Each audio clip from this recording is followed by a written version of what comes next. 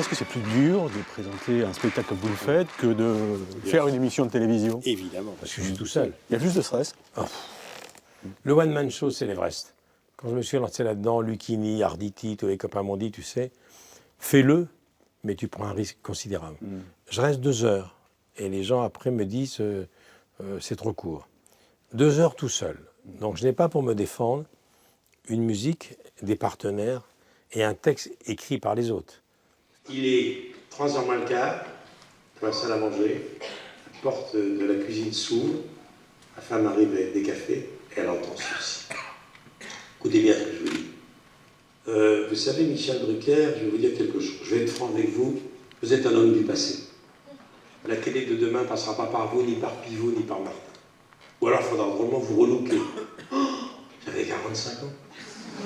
Ce seul en scène a pris une importance considérable.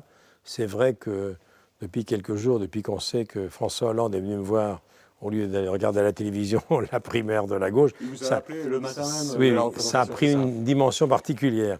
Mais ça, c'était pas prévu. 5000 postérieurs qui sont assis sur mon canapé. Je me suis dit, de quel postérieur je vais vous parler?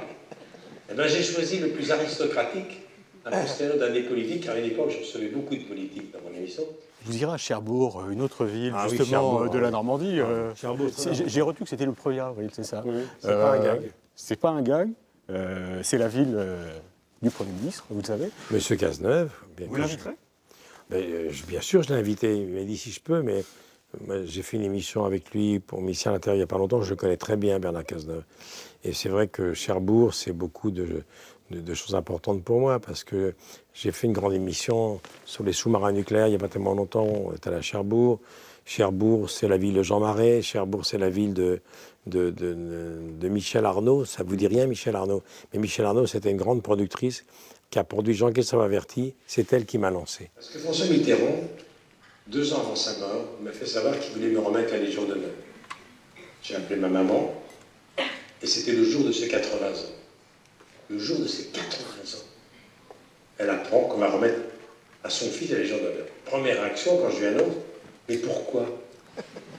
Tu n'as aucun diplôme. Ça va pas recommencer, maman. Vous reviendrez ici, à Vire, justement, jouer, c'est dans les projets. Vous savez, il y a quand même une chose sur laquelle je voudrais revenir. C'est depuis qu'il y a une salle qui porte mon nom, ça change tout. Je reviendrai régulièrement à Vire. Parce qu'il y a ça qui me rattache à ça, même si je n'avais plus d'attache. Je vais aller déjeuner pas loin de l'étang de Saint-Sever, où mon père s'arrêtait pour me faire des sermons en rentrant de ses visites le soir.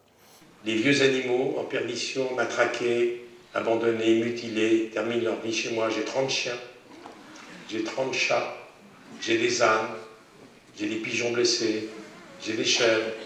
C'est vraiment le refuge. La région de Vire, ça reste quelque chose d'important pour moi, parce que j'en parle à travers une chanson de Ferrat sur scène. Nul ne guérit de son enfance. On n'en guérit pas de son enfance.